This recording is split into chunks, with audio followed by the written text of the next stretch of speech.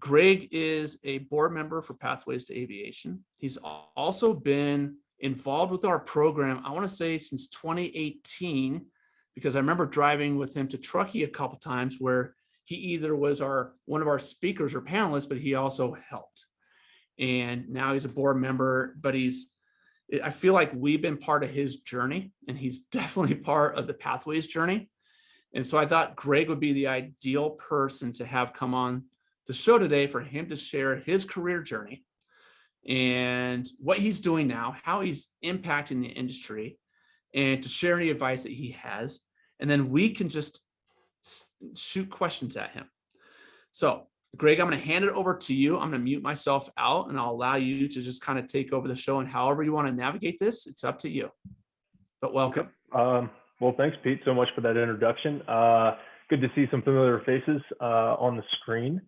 A lot of you guys know me, and I'll get into my story, but I really want to start with the fact that one thing I've really recognized is this can be very daunting when you look at the aviation industry, especially with its ups and downs. And so overall, I think keeping in mind, as I tell you, just what my story is, or as you're thinking about questions, you're going to have to ride those waves, the ups and downs, and learn how to flourish when things are not looking good, things are looking down. Well, maybe you find another area that you can try and get better in, and expand your resume, if you will. And then all of a sudden, hopefully, knock on wood, we're on the backside of the COVID thing here, and hiring just picked up to feel like overnight, right? So, but a lot of people have done things in the last year that actually set themselves up for more success in the future. So again, it's very daunting looking into that, that abyss, if you will, of so much stuff. And so with that, I'll also just say that kind of enjoy the process. Don't get too far ahead of yourself. As I tell my story, none of these things that I really expect to happen, I kind of hope that they would happen. But what I will say I've learned is you got to put in the work in order to be in the position to take advantage of the opportunities when they come along. And they may not come along when you expect them to, but eventually they will. And kind of that unmet expectation, I thought this would happen today or tomorrow, might lead to some disappointment. But if you just kind of let it happen and always put yourself into a position to take advantage of those opportunities, I think you'll be pleasantly surprised about where your career goes. And it may not be in the direction you originally thought, but you may actually enjoy what you're going to be doing a lot more than you would have otherwise. So, and also as I'm kind of talking, just think about any questions you have specifically about kind of how Pathways is trying to set people up, whether it's resume writing, checklists, talking about networking, and fire those questions off to really anybody on the screen and see how it applied to their career journey as we move along. Also on the checklist piece, I have about 5 reminders on my phone, or 5 lists on my phone, and they're long-term, medium-term, today, short-term, and I look through them every day. Which one can I check off? And I'll say nothing feels better than checking off a to-do list, right? So you feel accomplishment just there. But anyway, with that being said, my name's Greg. I joined Pathways as a mentor a couple years ago, lucky enough to be a board member. And I got involved in the aviation industry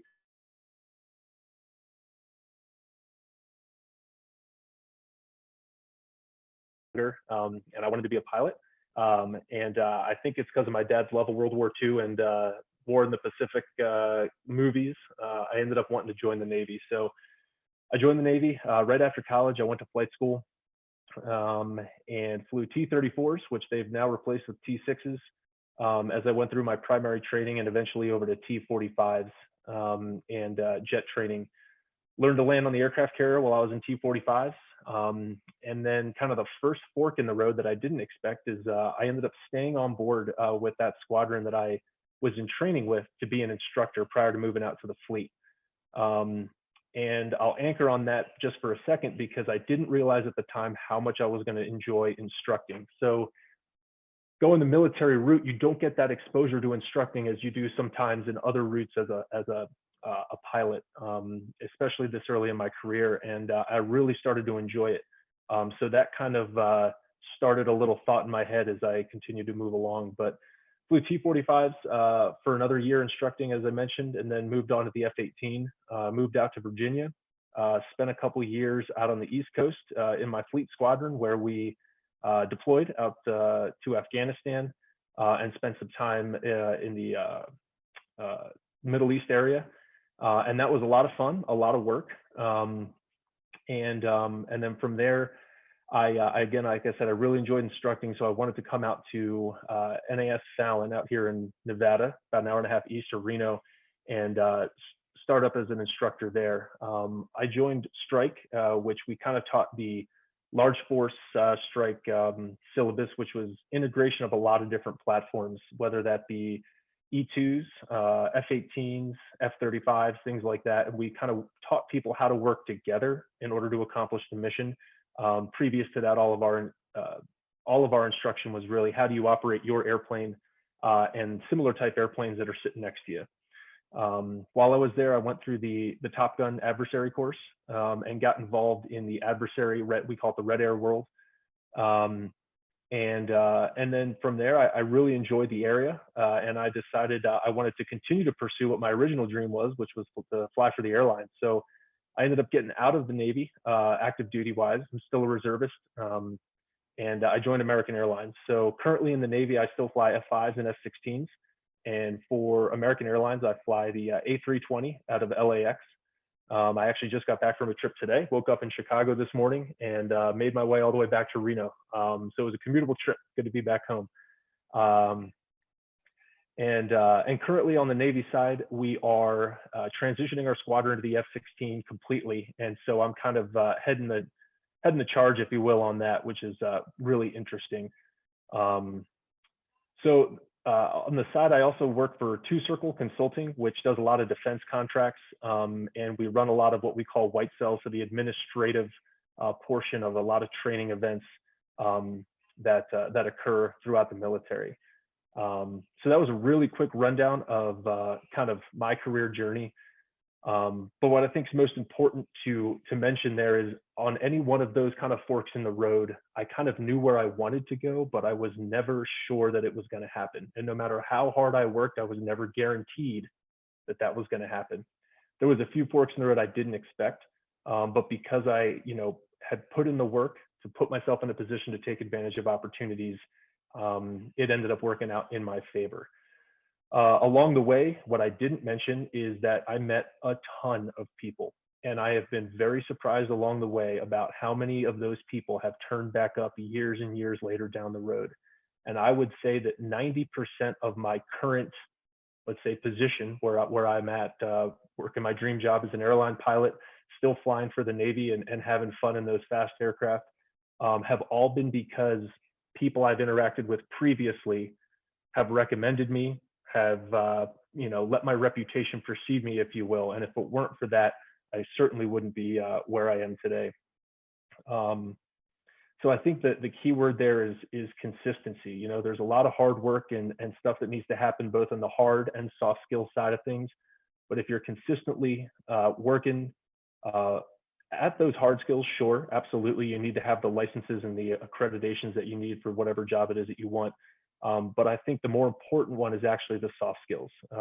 If you're consistent with how you treat people and how you present yourself, and always trying to make sure that you're presenting your true self and how you really feel, how excited you are about a certain position or an opportunity, you're going to start to build a reputation that's going to definitely get around the aviation industry. And again, I'm very surprised at how small it is, even across military to the civilian side. I actually have an old commanding officer who was my commanding officer when I was really junior in my first fleet squadron. And I saw him a couple of weeks ago, and after we chatted, saw how we were doing. He's now the carrier air group commander. He's getting out in a couple months, and he leaned into me real quiet and he said, "Hey, Greg, I'll be asking you for a recommendation for American Airlines here in a few months." So everything comes full circle. I wrote a couple things down I just wanted to mention, and then I want to leave plenty of time for questions, specifically about what Pathways does kind of applies to what I learned throughout my journey. But I kind of mentioned there is no rush, right? Enjoy where you're at, make it a real experience with everybody you meet and everything you're trying to do. Even if that internship doesn't feel like it's that what you want to be, president of the United States, how does this internship have any sort of bearing whatsoever? Believe me, it does. And if you always look at every step of the way like that, you're going to build a super solid foundation that's going to set you up for success. Career interests, I mentioned how I got interested in instructing without even meaning to.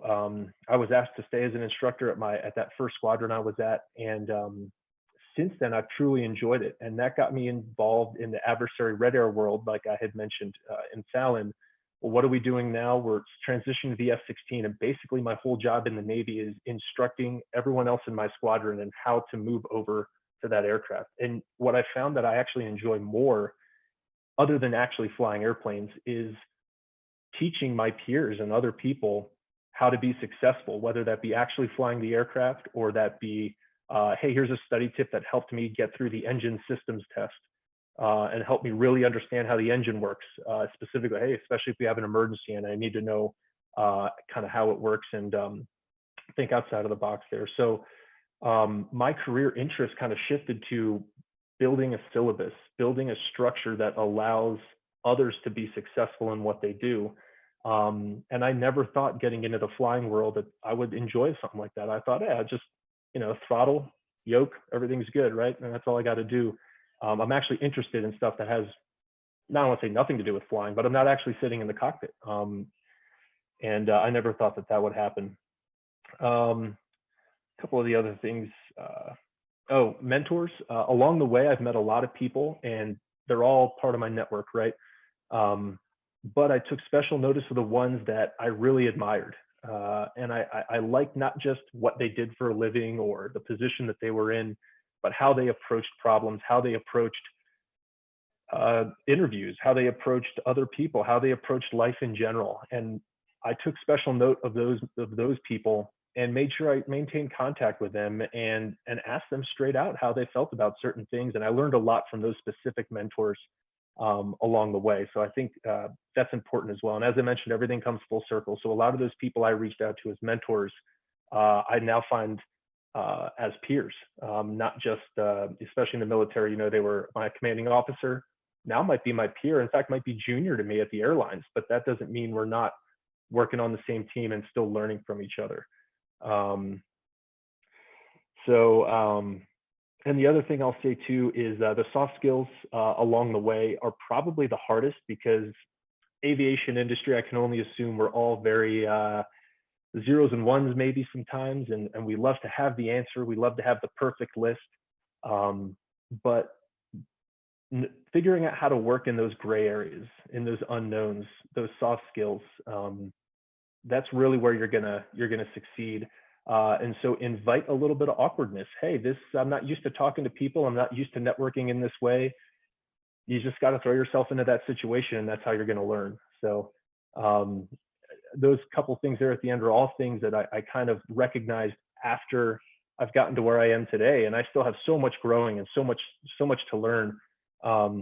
But looking back on my career, I was like, wow, these things that were so important along the way, I never knew at the time.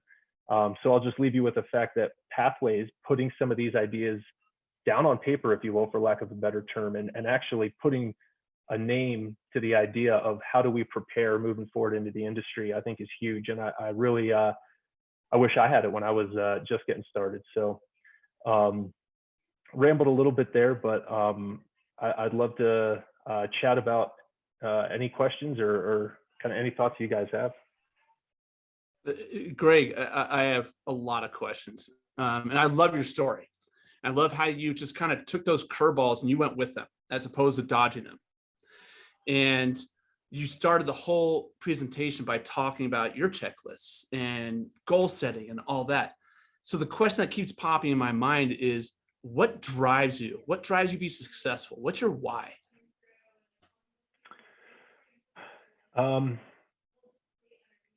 I think it shifted, right, as time went along. I think my initial why was I love airplanes. I want to go fly airplanes. And as my career progressed, I realized that different things actually interested me and motivated me. And so I continued to pursue those. And sure, the core thing was flying airplanes. And so I'd say my why is,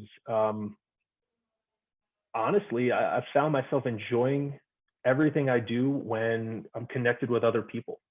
And so obviously now I'm into the world of kind of instructing on the military side. And at American Airlines, I'm putting in my time, I'm learning the airplane, but I'm very interested when the training department puts out new information and the format of how they do it. So I think my why is now having shifted from selfish, I want to learn how to fly airplanes that look super cool, to how do I work with everybody else that I've worked with for years and truly be successful at everything we do. And that's not just safely getting from A to B. Sometimes that's identifying problems early so we can change a procedure in the future. And then obviously, I really enjoy stuff like this. Hey, let's sit down and have a chat with everybody, and to see one person succeed or get an internship or do something that they have wanted for a while.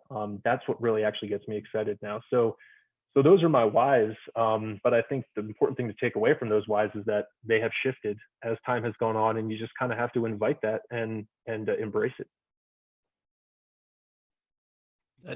That's amazing. And I appreciate the answer. And I know like your impact for Pathways, and more importantly, your impact on our candidates and attending these weekly workshops and sharing your advice. That's huge. That makes a difference. And so always know that everything you do with us is just, it's gold. It's amazing. So we truly appreciate it. You transitioned from Navy to civilian life. You're flying for American. So we have veterans who are making the transition back to civilian life. We have students who are transitioning from school, whether it's high school or college, into the workplace. And you talked about mentors. Can you shed some light on maybe some advice on how these individuals, the veterans or the students, can make their transition into the workplace in an easy way?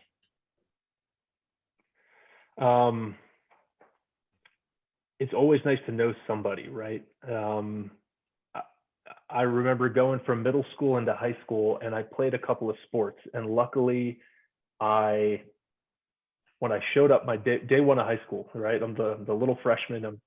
I'm scared, but I knew 3 or 4 people already. I said hi to someone in the hallway, and next thing you know, you feel like you're part of the team, right? So I think the biggest thing in that transition is you're gonna know somebody, right? That knows somebody who is in the world you want to be in, and it might not be they work for the company you want to work for, but maybe it's the same industry. I've seen some aerospace management, right, from Embry-Riddle. Well, maybe there's somebody in aerospace management that graduated from your school who's at a different company from where you're going to intern, but at least you can get an insight into the culture and the environment that you're about to walk into. And just that little bit of comfort probably is going to garner some confidence walking in to whatever it is you're going to do. So those mentors can help. And then obviously it's easy if you got somebody who's literally sitting in the seat you want to sit in, then that's an easy connection there. But I think that's huge, is having that little bit of confidence walking in, because you are there's something familiar about it. That being said, though, like I said previously, you got to embrace the awkwardness, right? Something's gonna, if everything is comfortable that you're doing, then you're not doing it right. There's always going to be awkward moments where you're scared, but rely on the fact that you've done a good job up to that point, and things are gonna, you're just gonna keep working at it. So that's incredible. Even just looking back on my life, I was super introverted before I went to college, and then I just made the decision, the only way I'm going to get through this is if I break my shell. And networking can still be intimidating. You can walk into this event or whatever the situation, be like, no, not today. But then you have to take a step back, breathe, and say, you know what? They're probably in a similar position to me.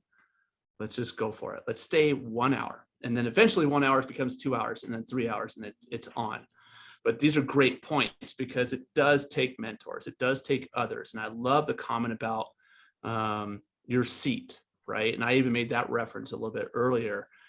We should always be recruiting our replacement, because we should always be aspiring to fill somebody else's seat, right? Which makes us better. It makes the industry better. So I appreciate those comments, because that's huge. Does anybody have any questions of Greg? Because I can just ask all night. I do have some questions for him. Go for it. Yeah, go ahead. Hello, Mr. Greg. It's nice to meet you for the first time, Yeah, nice to and meet you. you provided really great insights.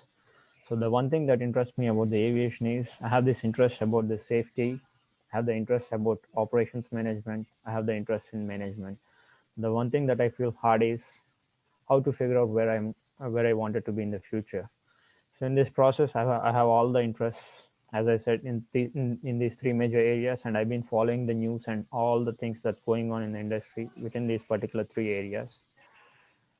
The one thing that I couldn't figure is like how to narrow down to one particular thing, like whether it's safety or operations or general management.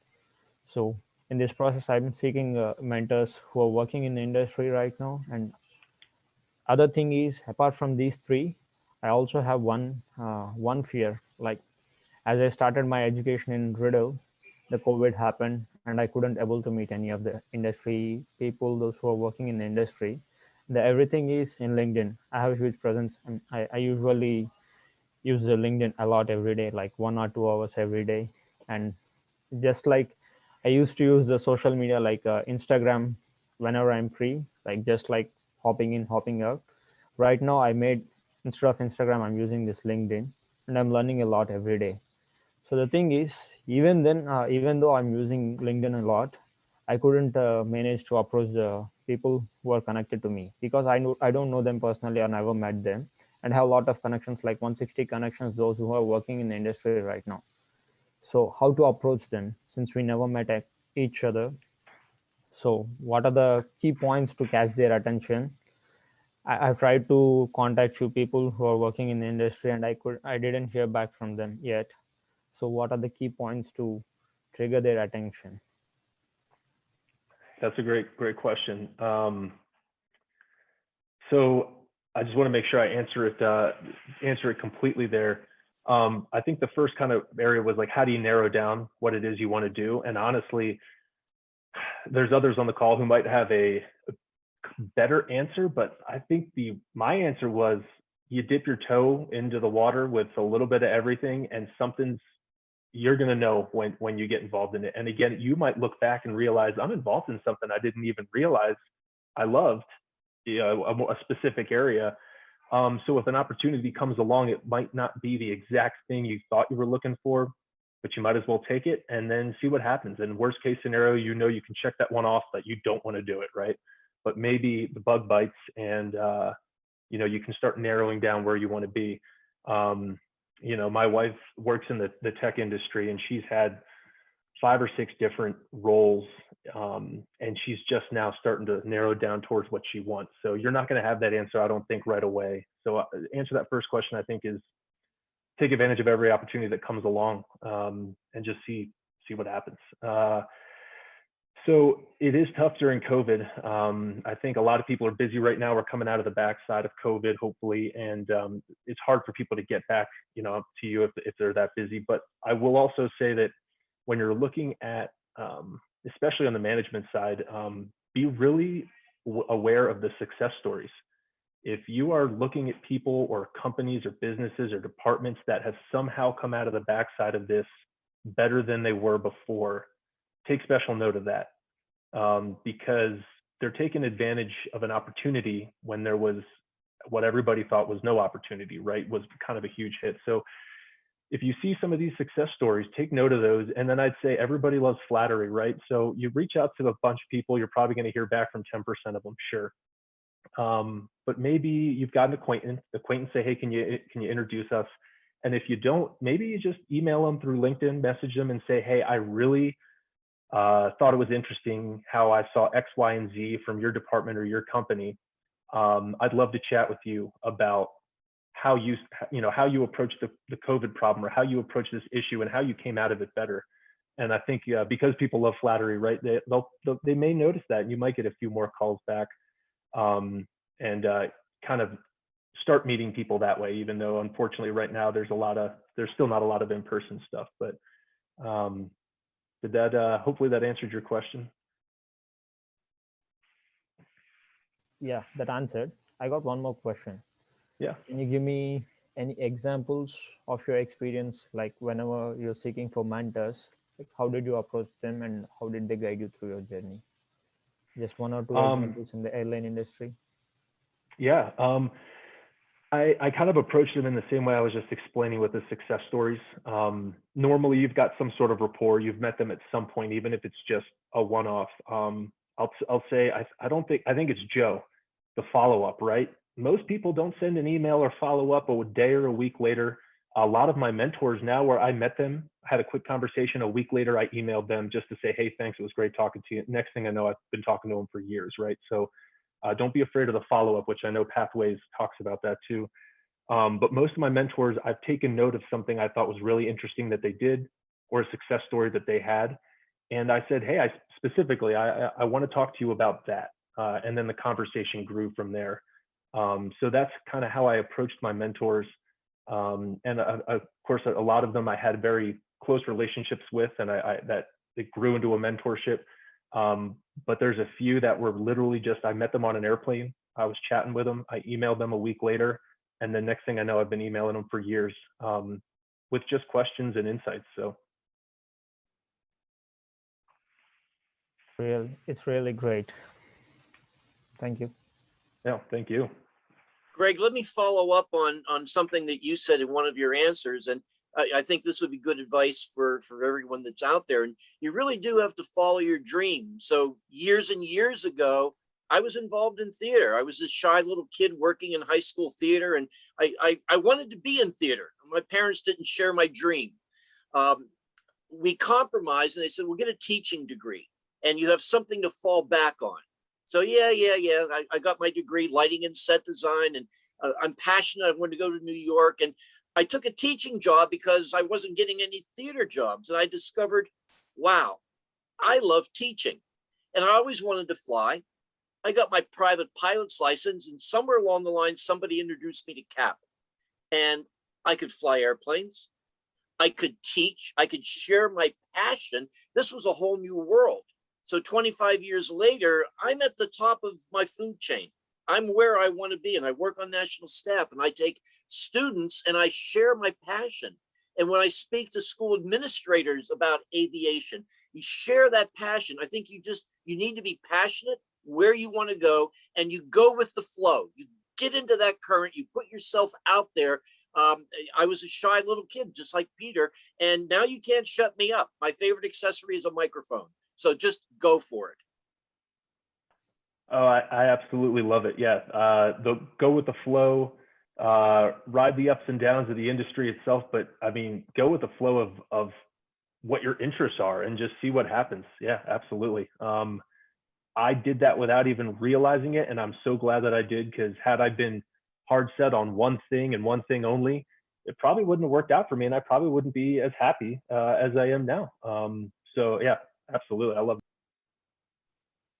Yeah, Greg, just real quick, one thing that may be difficult for those that are younger in life to realize is you don't know the person that you're going to be 10, 20, 30 years from now. Right? You don't know the interests that you're going to have 10, 20, 30 years from now. You use the analogy of sticking your toes in the water. Yeah, I would completely agree.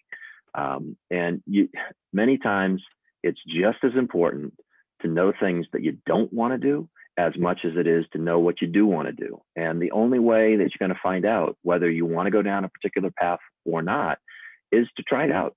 You know, you'll know if it's not for you. Fantastic. That's a lessons learned. You can add that to the list of things that you don't want to do, but don't, for heaven's sakes, don't limit yourself. You never know what's going to light your fire until you try. Yeah, absolutely. I rely heavily on the opinion of my mentors. If they have the same ideals and principles as me, they can kind of maybe inform whether or not I might like something, but that doesn't mean I'm not going to try it myself. And an example of that I remember going through flight school in Kingsville, Texas.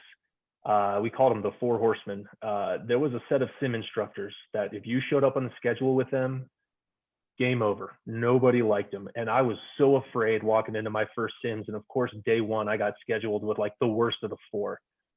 And I walked in And I probably was shaking trying to brief my briefing items and all this stuff. And I don't know what it was, but his personality and my personality, it it was fine. It just worked, you know. So not even dipping your toes in the water with career aspirations, but even with people, you might hear, "Oh, you don't want to talk to that guy. He's no good." Like, sure, you should be wary and you know take everybody's information they're giving out, but never never just cut off an opportunity, you know. And I ended up loving that sim instructor. And every time I got scheduled with him, I'm waking up feeling just fine that day. And here, if I had listened to everybody else, I probably would have called in sick and never would have gotten the opportunity to interact with them.